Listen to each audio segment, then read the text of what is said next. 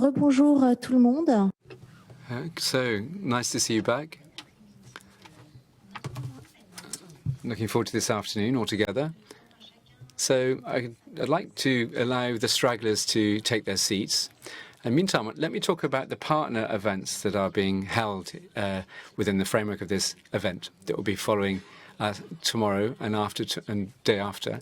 The National School of Chartres in Paris, and on Friday, the Rabelais site in Aubervilliers, a study day, culture, training day. We have teachers and PhD students talk about training in culture and heritage as a kind of a follow-on from the plenary that we had this morning.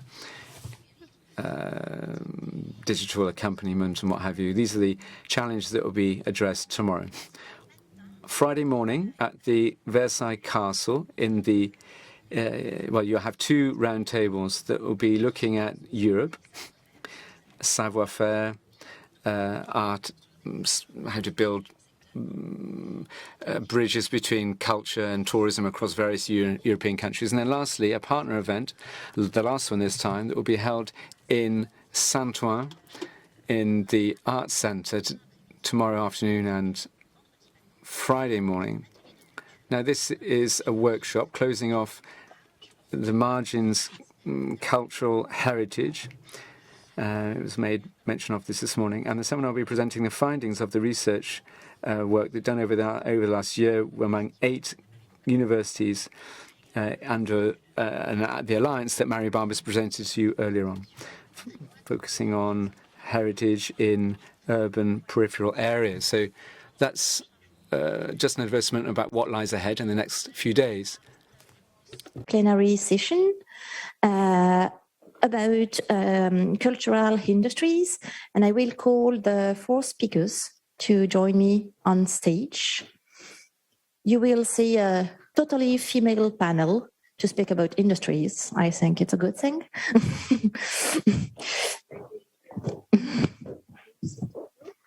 What do you want? Here, right? It's Norris. You can go there.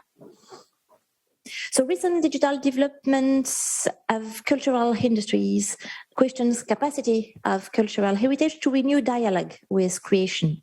Heritage aesthetic diversity and heritage technical inventiveness are inexhaustible sources of inspiration for today's creators.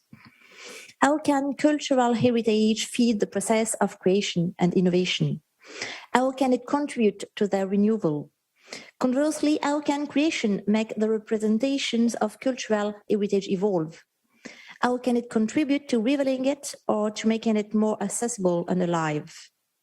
For all those reasons, research in heritage science can provide a determining contribution as long as it creates a real condition of meeting between researchers and creators, between science and industry, and between private and public sectors.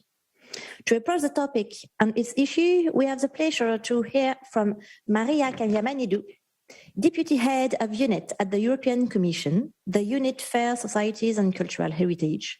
She is in charge of the policy for research innovation on cultural heritage and cultural and creative industries in Cluster 2 of the Horizon Europe Framework Programme. Just before you begin, I present the other one, and then I'll leave you the floor. Then we will hear from Barbara Gessler. You will expose the way heritage is included in the Creative Europe Culture subprogram at the European Commission, for which you are responsible. Then we will listen to Elisabetta Eraghi, Senior Consultant and Project Manager at Kia European Affairs, involved in several projects and research study with a focus on cultural heritage, including the Horizon 2020 project Elucidare, which you will describe for us. And a last-minute challenge, because Bernd Fessel, that you have on the program, sends his apology. He has problems on this morning. And we have the pleasure and the great honor, thank you so much for your reactivity and to come here at the last minute, to welcome Christiana Hipp, standing for Bernd. You are professor at the at the University of Technology, sorry, of Brandenburg for organization and corporate governance.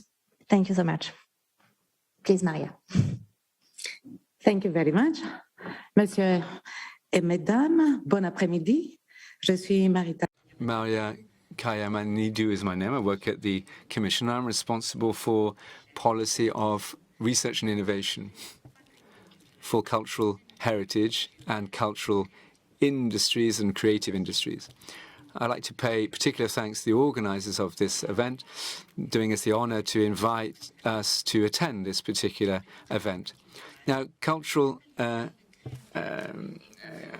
heritage is a catalyst of culture and feeds into all areas of our society. It's a key for social cohesion, for inclusion, and therefore it's important to know what it involves, to preserve it and hand it on to one generation to the next and understand what it involves.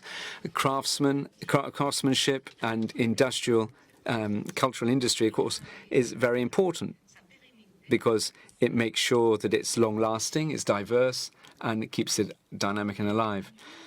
This is one of the main reasons why cultural and creative industries go hand in hand with cultural heritage in the European community programs in culture and innovation.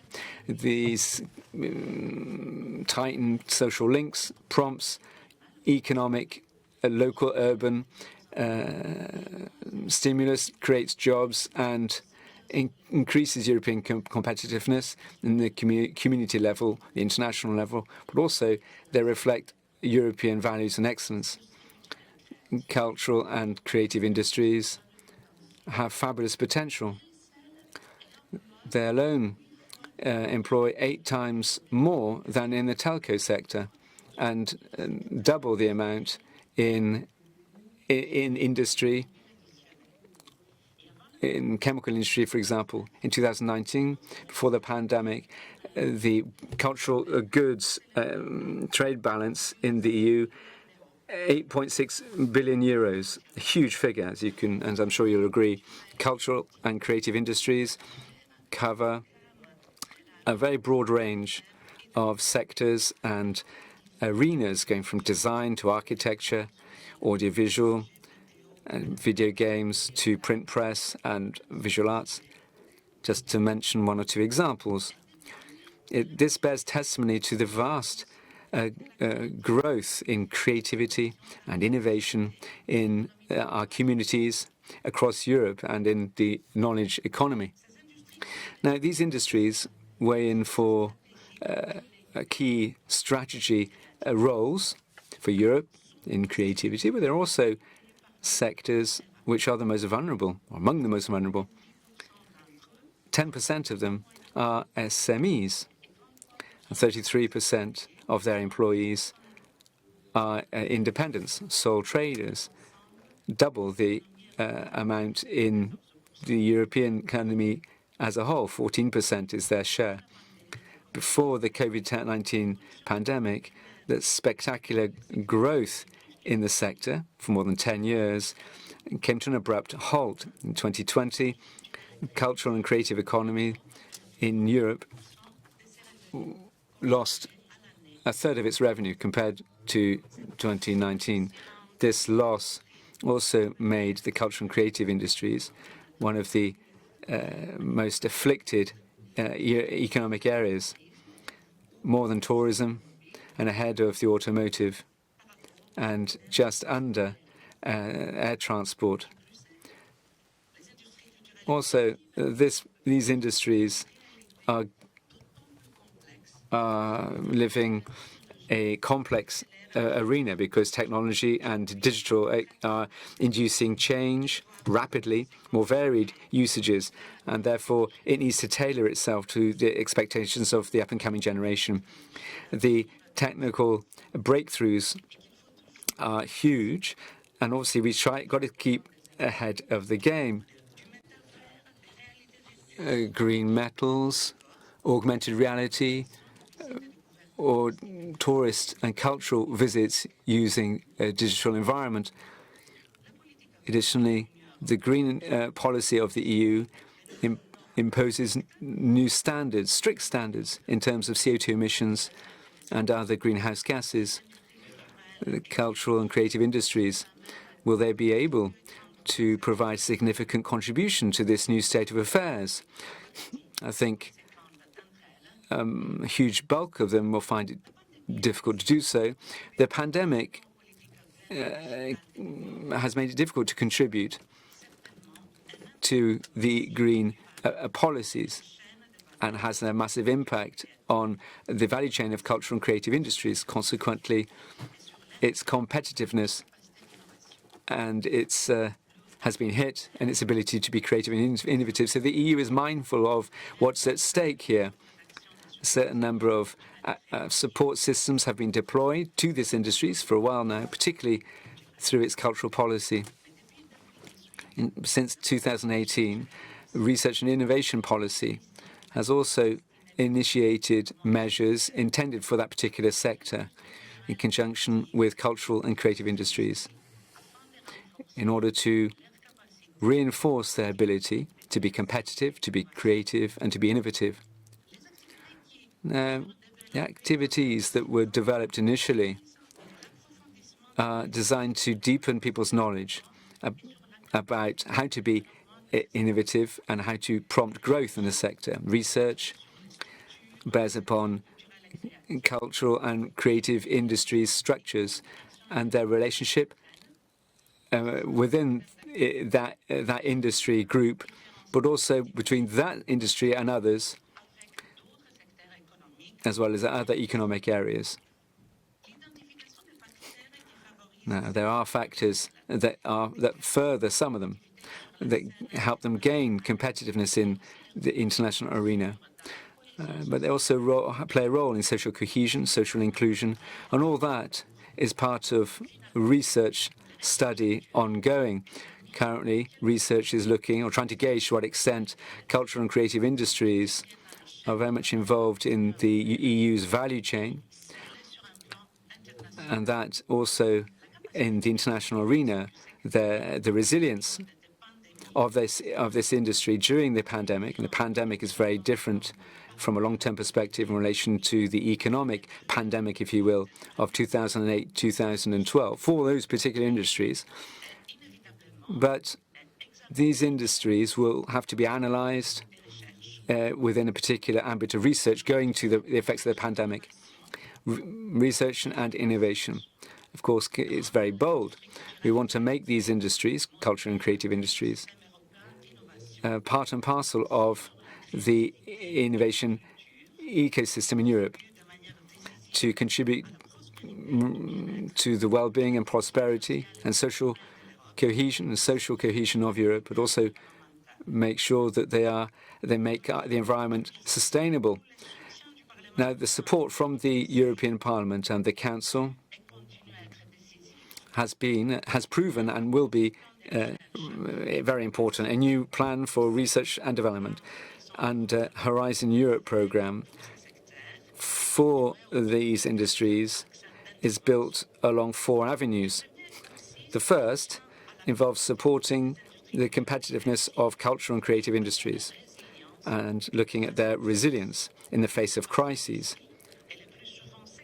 Now, generally, this is sectorial based because the specific characteristics of each branch need to be taken into consideration. Now, new business models need to be developed. New development strategies need to be developed that take into account the swift change in technology. We also need to think about the internal market and the international markets change in what it demands. And there's also multidisciplinary aspect of cultural and creative activities, particularly in the artistic field. Restoration, conservation work, the handing on of cultural goods from one generation to the next. These are areas where the contribution of these industries has already made itself felt, and this will be growing in the coming years. The third avenue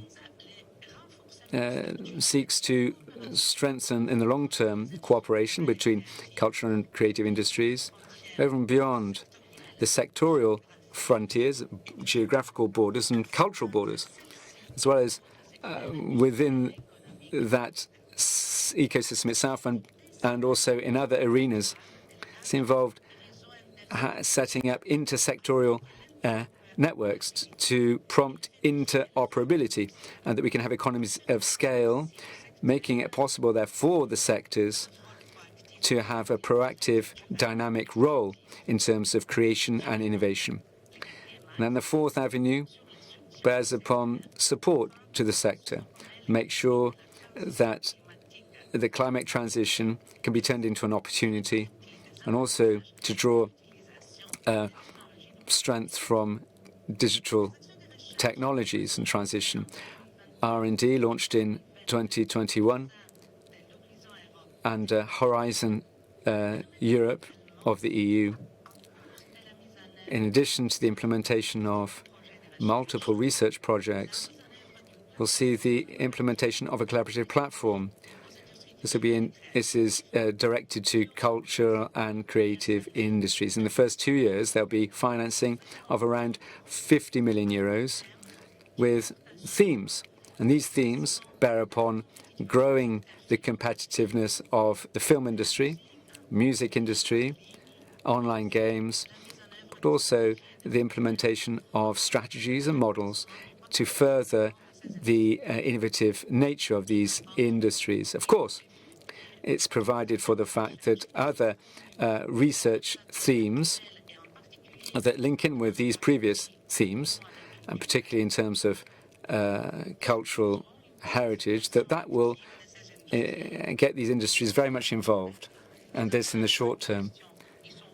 This is an open question and will be until the 20th of April. Now, of course, there'll be other activities from 2023 to 2024. And, of course, those sectors that will be addressed by the cultural and creative industries will be addressed with them, but also in conjunction with them. Thanks very much. Barbara.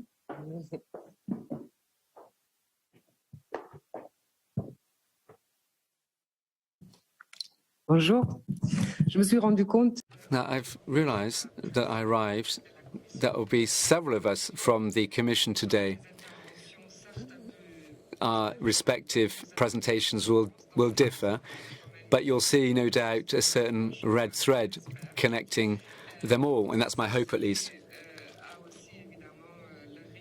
Of course, there is a risk. There might be a certain amount of overlapping, and my apologies in advance for that.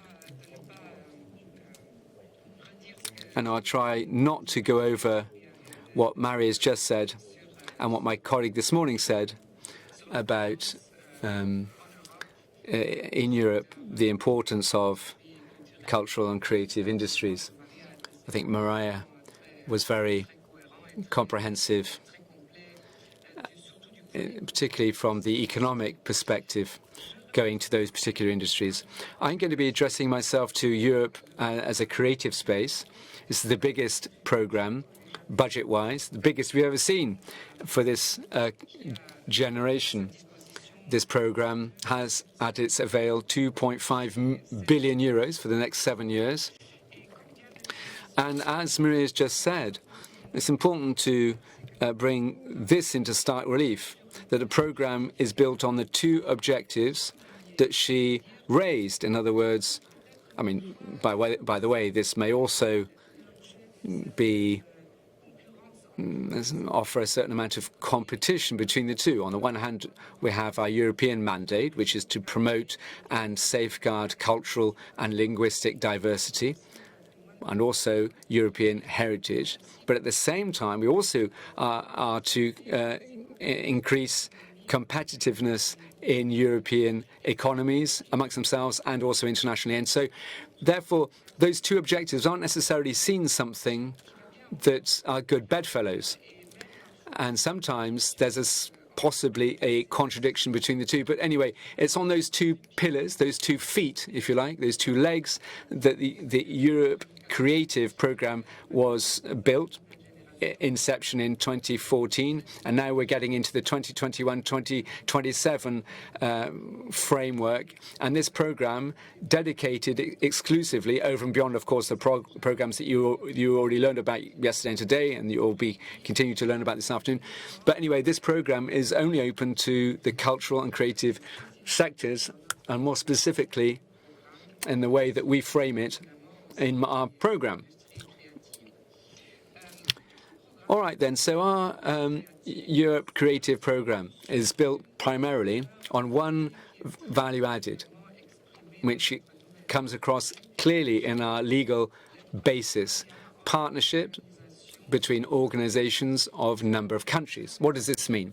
Well, it means that we want to get across borders with our experience to learn about what other people are doing. We may realize that we're doing better, or maybe we're not doing as well on our side of the border. We want to do joint experiments, and this becomes particularly important when, as Maria said so rightly, when you look today at the challenges that are hanging over our generation, like digitalization, like inclusion, like also climate change, and the consequences that that may have for other arenas, inclusion, by way of example, or digitalization. So for us, the most important prospect, if you will, is to try and build the cultural and creative potential, and this particularly so on the back of the crisis, and we want to put a lot of money into this, and this is how, well, this is why our budget has been built to throw money over those years to basically make sure that we can see recovery in this sector in the wake of the crisis. All right, then. So in these cooperation projects, which is the biggest bulk of our program, here we're supporting co-creation, but also we're providing support to innovation. And this, irrespective of the sector where you see the project per se, which is issuing a particular request. So we want a partnership explicitly between several sectors that's sought after. It's possible and it's sought after. And let me just dwell on this notion of innovation, because I think that you here in this auditorium and remotely is a research community, but we also see in that a locus of innovation that goes beyond the borders of technology. And I want to talk about this because we're not only confining ourselves to technology. When we're talking about innovation, we're also talking about the fact that we need to take on board the societal, social side to innovation. I think you heard about this morning already, because in the field of cultural heritage, particularly everything that goes to involvement, engagement, commitment of communities, revolving around the notion of culture and heritage. This is crucial, and this is why this idea of innovation is being supported by Europe Creative. Now, since 2021, this particular program is aligned on the new agenda for culture, as we term it, where we have a definition of the role of culture for Europe, for society as a whole. And the program takes into consideration the challenges that may have some sectors, where there's a value chain,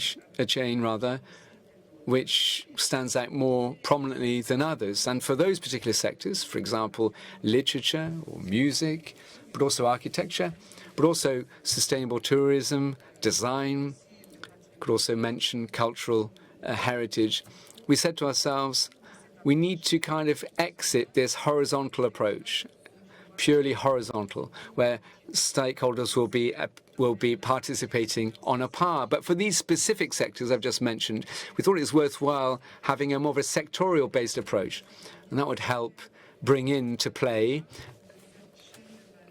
certain points in this value chain that are very specific, where we would exit this partnership paradigm, and we could also, with the support of member states and the European Parliament, we could perhaps exit from this trans-border approach, cross-border approach, and we can have specific requests when needs must.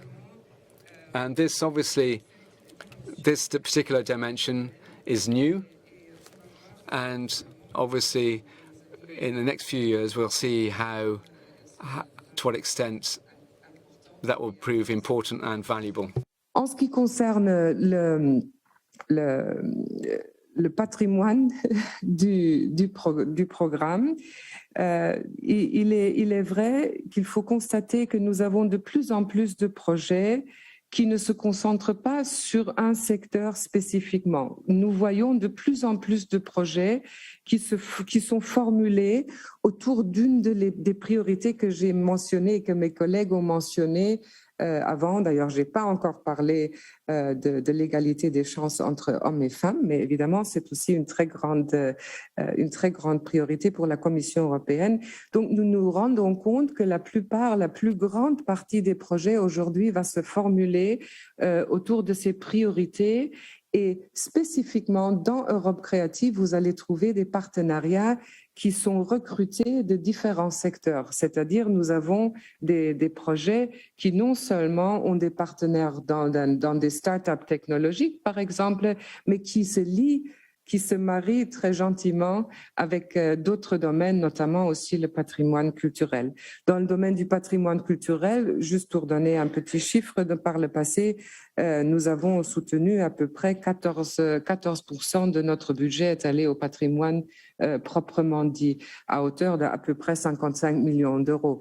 Ça ne paraît pas beaucoup aux yeux nationaux, aux yeux européens encore moins, mais nous sommes un petit programme et dans cette dimension-là, c'est déjà assez important. Mais évidemment, nous avons beaucoup agi aussi par le passé. Je ne vais pas aller dans le détail de l'année du patrimoine 2018 et toutes les conséquences positives que ça a eu, aussi pour la formulation du nouveau programme.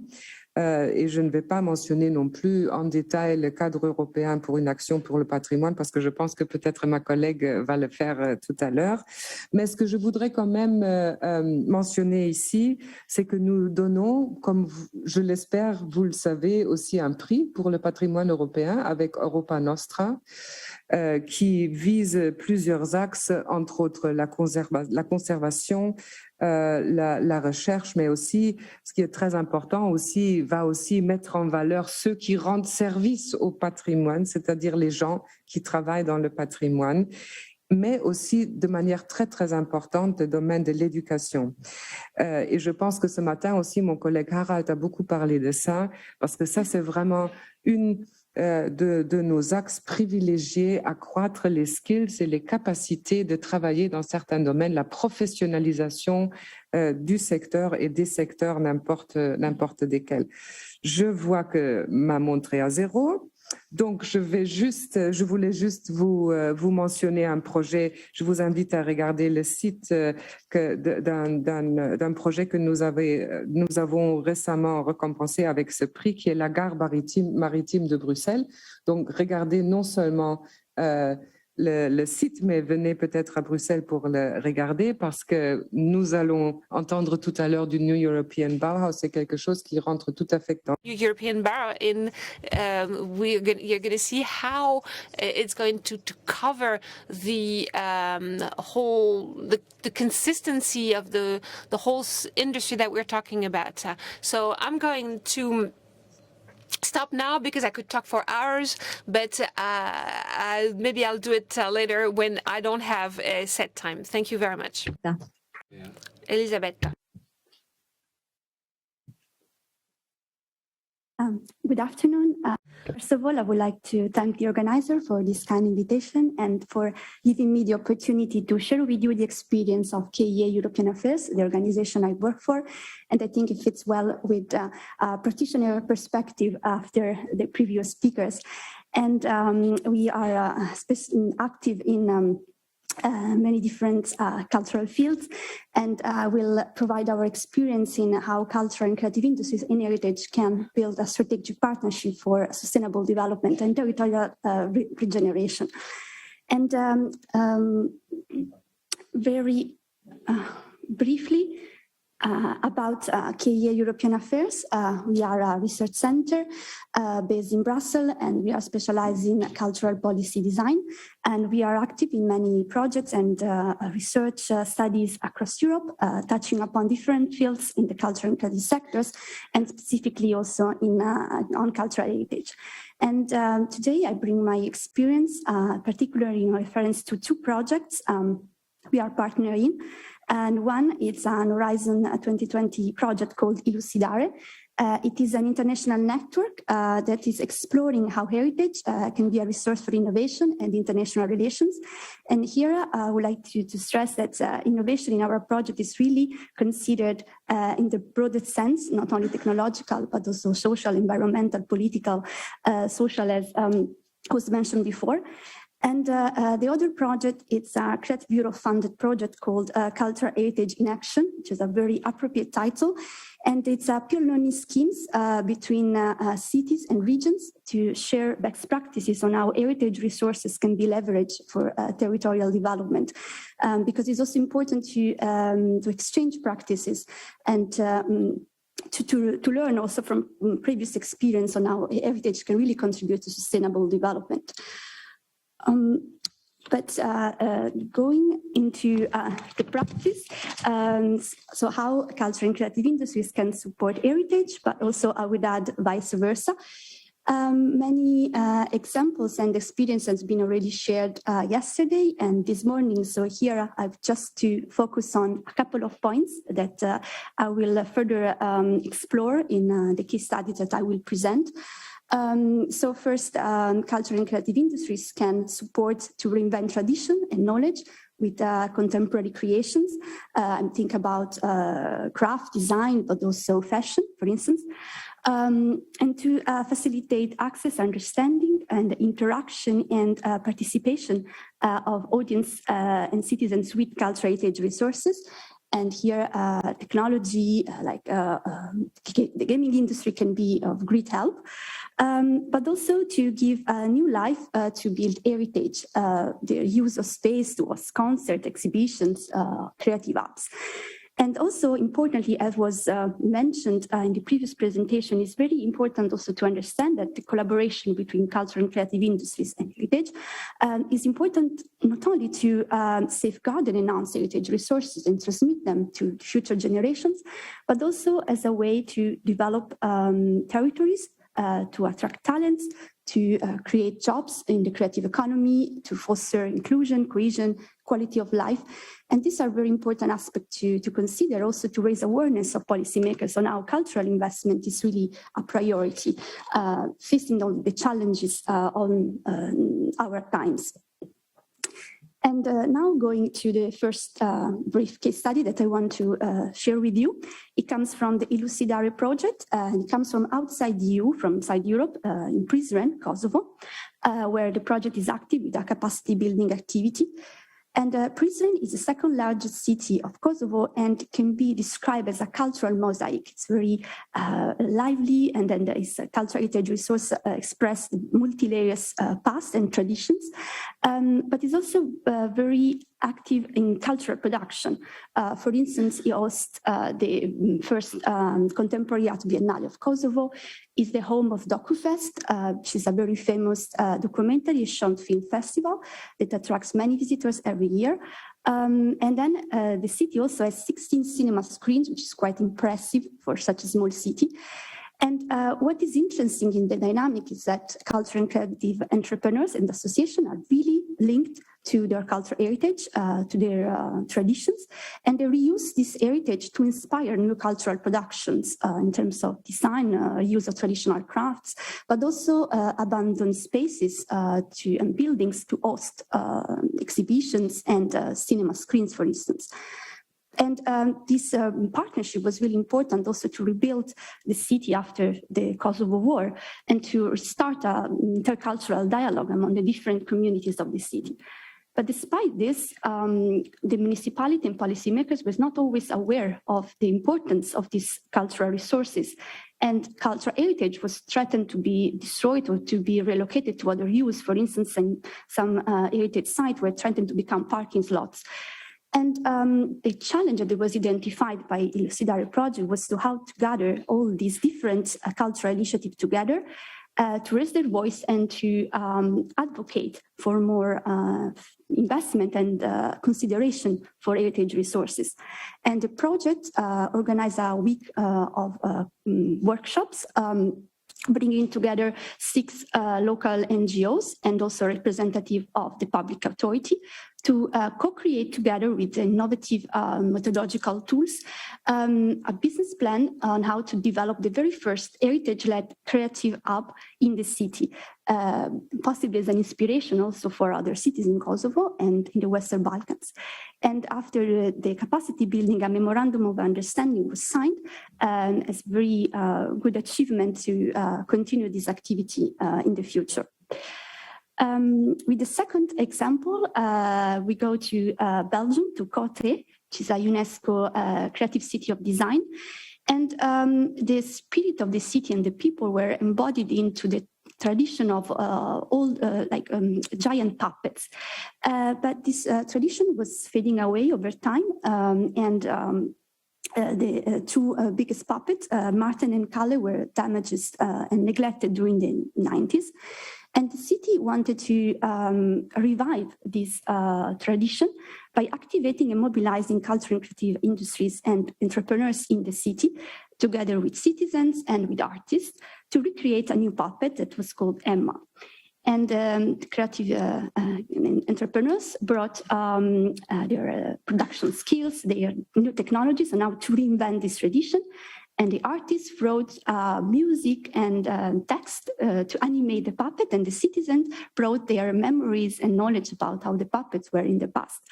And the city strongly supported this initiative that not only revived this old tradition, but also fostered collaboration and engagement among people, and also provided economic opportunities in the creative economy in the city.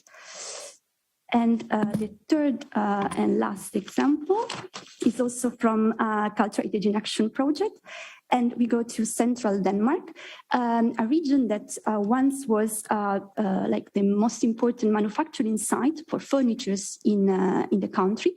But over time, many factories were closed down, leading to economic decay, the population and with the younger generation struggling to find job opportunities. And local NGO, together with a cultural association, decided to start this project called Stol Chair that acts as a platform for bringing together craftsmen, carpenters, designers, architects, and again, citizens to, on the one hand, revive this tradition of wooden chairs, which is really typical of the region, but also to reuse the abandoned factories as production spaces. And the project also mobilized cultural institutions in the regions to organize exhibition on the traditional design, to raise awareness on the initiative, and also schools brought children and students to be involved in the project and to transfer like intergenerational knowledge transfer between the carpenters and the new students. And again, this is an example on how heritage can kickstart through regeneration, economic and social, of a region.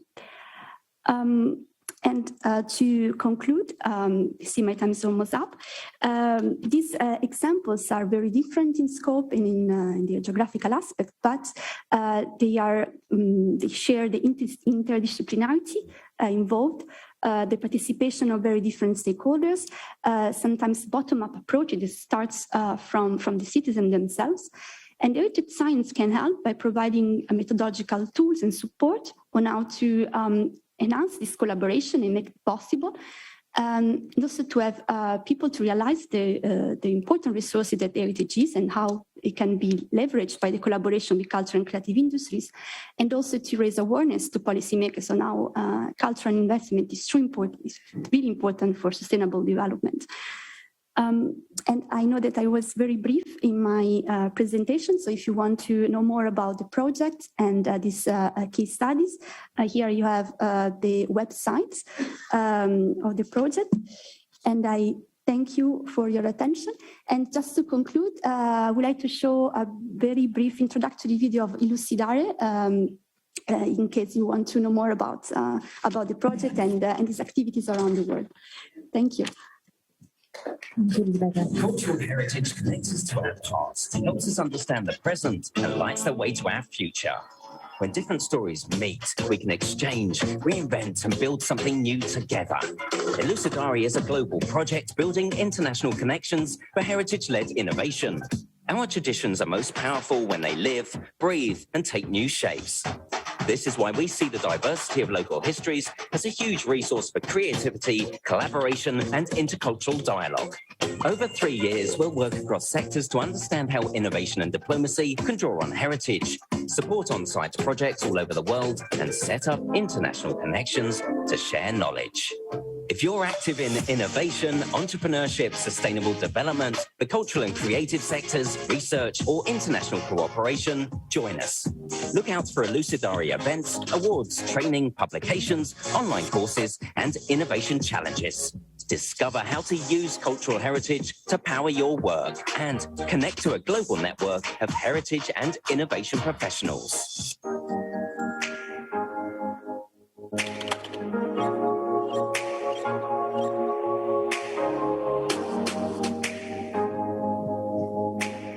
What a dynamic presentation. Very good. Please, Christiana.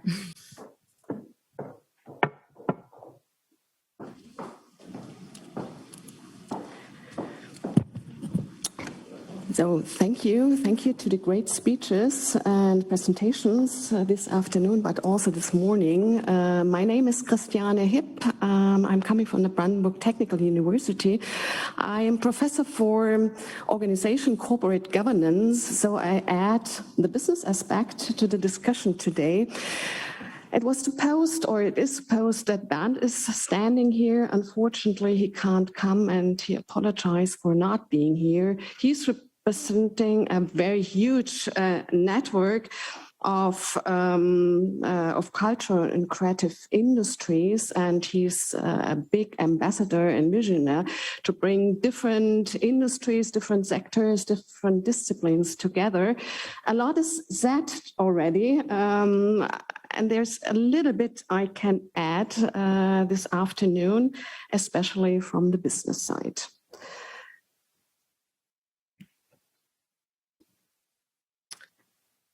We talked already about the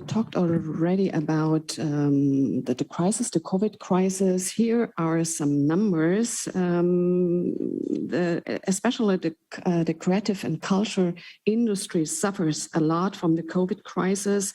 So we had a turnover reduction by 31%, and especially Central and Eastern Europe suffers a lot, like Lithuania and Bulgaria and Estonia. On the other side, the whole industry is really important for the economy in total.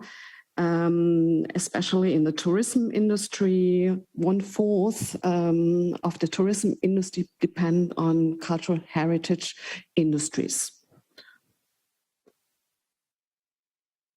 If you look at the trends, and we discussed that already during the day, they open up the cultural heritage industries or the libraries and the cultural heritage sites open up to all kind of digitalization, entering the information communication technology into their approach of presenting their objects and cultural heritages. However, or at least some best practices. We can show on the first picture, there's some screens, there's some virtual reality, some augmented reality. They help to present the objectives, they help to present or to present new information in a new way. Another example is the time travel of the Stade Museum in Frankfurt. So they bring you back into history and they present their objects in a completely new way, helping to find probably new audience, helping to help to distribute the knowledge and to remember the history. The Mona Lisa is just around the corner. The Louvre Museum is experimenting with new VR, virtual reality technology, making the picture more alive and attracting more audience. Another aspect is the VR, the virtual reality gloves. In the next example, you can see that if you get the possibility to touch the objectives, you get, for example, blind people to learn and to discover the cultural objects as well.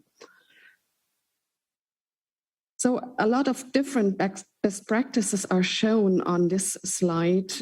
You can discover new areas where the audience never be able to come in, like on the first example, this is the Synchronyon in I think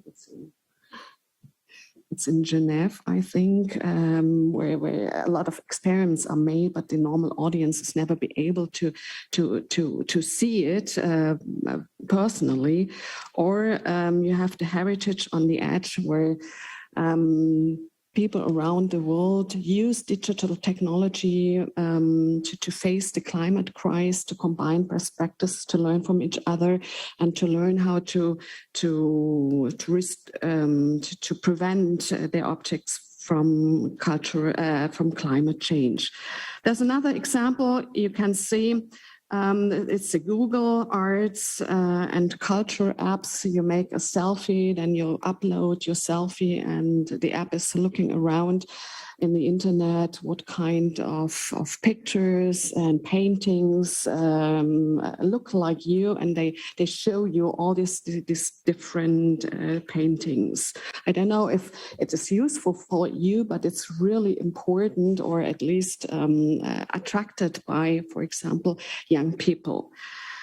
Another example is shown on the last picture. You can travel to the moon in 10 minutes and coming back, and you can do that in the Deutsche Museum in Munich. So a lot of examples are useful or not. This is something we can discuss, where you integrate virtual reality, augmented reality, all different kinds of information communication technologies to the heritage sites. But we would like to go a step further and saying, how about new business models, and how about bringing cultural heritage and social venturing together? And think about completely new business models. The first examples show the Helsinki Central Library, where they give place to new entrepreneurs, to new founders, being creative together. Or the British Museum is launching one of the first non-fungible tokens, so a big business probably, or is it just a hype, something we can discuss? So the question or the vision is to bring together different disciplines, different industries, but especially also to integrate the investors into the whole innovation process. So what is needed? We need, of course, new skills, and we discussed that already this morning. We have to,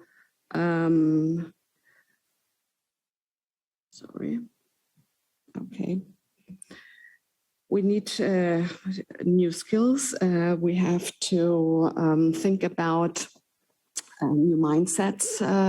We have to integrate our networks, our different networks. We have to find platforms where these kind of networks can collaborate and discuss. And we need new forms of funding, which helps us to develop these cross-innovation projects. Thank you. Thank you so much, Christiana, and thank you for jumping so easily in the burnt presentation. Well, we don't have much time, but I would like to ask you a question in the actuality.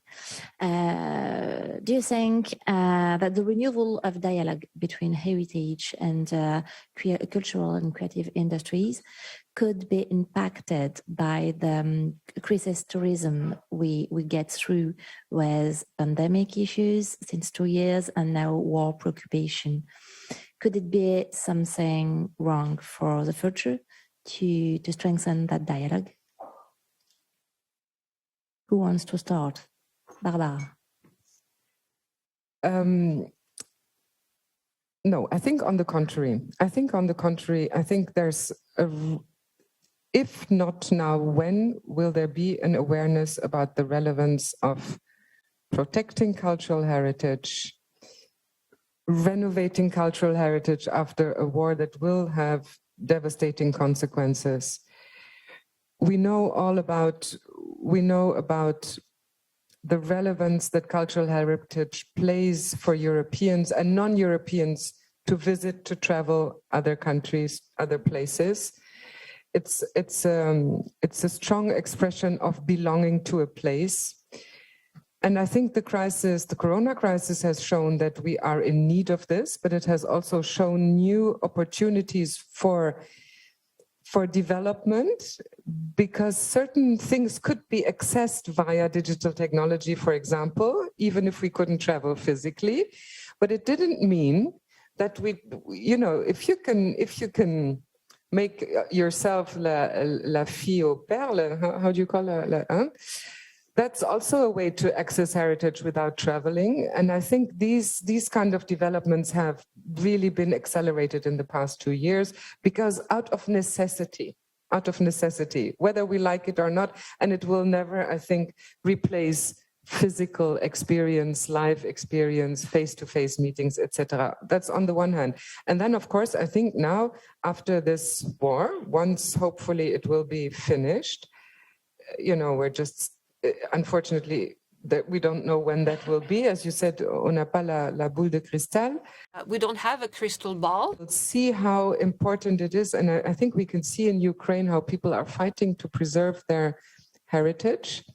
And they're putting it into their private homes. We have networks, museum networks, Nemo and others that have volunteered to host endangered heritage pieces in other museums, etc. So I think the awareness is now there, bigger than ever. And I dare say that with a slightly optimistic note, therefore, that I think, you saw it in Notre Dame. I saw that Harald probably mentioned it this morning. You saw it with Notre Dame. What happens if somebody attacks one of my national, heart buildings? I will try everything to make sure that everybody will help me protect it in the future. So I think, as horrible as it is, the awareness about the value of our cultural heritage is now going to be bigger than ever, out of a sad reason. But I hope it will help us raise money, help Ukrainian professionals get into jobs. You probably said that before during the last day and a half. Let's really try and open doors for those that come here now to work on in our fields, because this is what they need, what they want to work. And I think we will have to take it from there. It will be a different reality, and we have to use all the means we have, including the money, but also the technology, to not lose it. That's my stance. Yeah, Maria, do you think the crisis could be an opportunity for new collaborations between those two sectors? Moi, je ne pense pas qu'une crise. I do not believe that a crisis is an opportunity, no matter the crisis.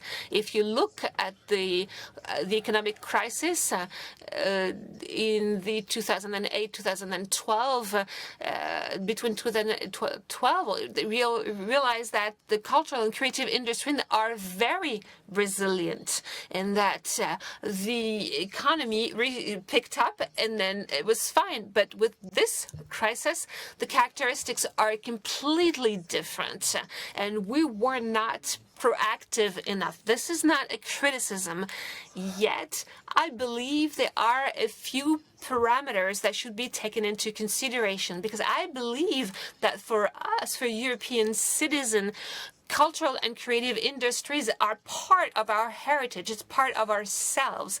So if we don't look at what are the strong assets and the liabilities, we won't be able to react in the future. So they have features, they have characteristics that other industries do not have. They're very varied. If you look at the video games crisis, you see that there is a decrease of their revenue, but they're still beneficial. So if you look at the media, the press media in the last years, or the book industry, there are completely different issues and completely different problems at stake. So that means we have to be proactive. All players, all stakeholders have to work together. I think we should open up a debate, a discussion. I think cultural policy is a way. I think if we don't work all together, I think we're going to fail. Thank you very much. Christiana, Isabella, would you like to add something to this? Is it working? Yes.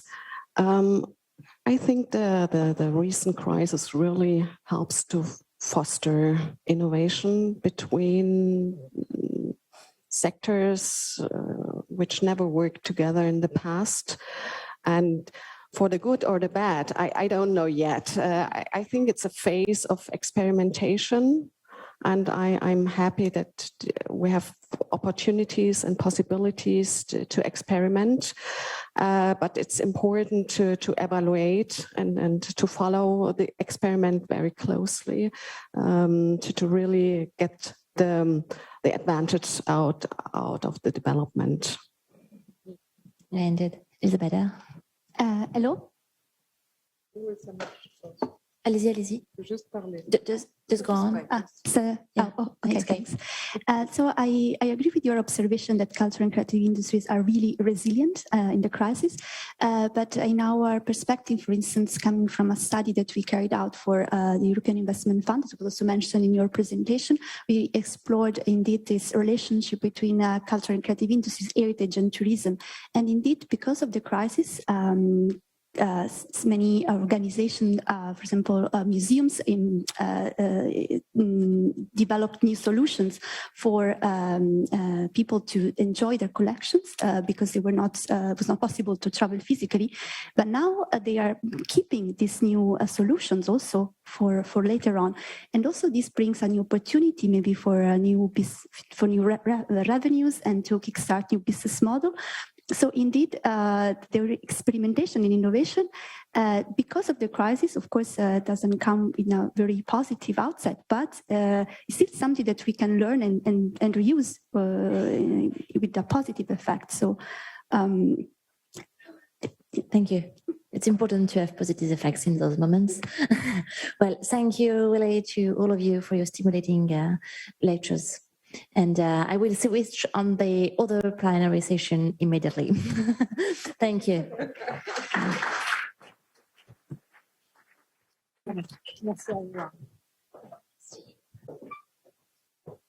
So I will call the speakers of the last plenary session to come with me, please.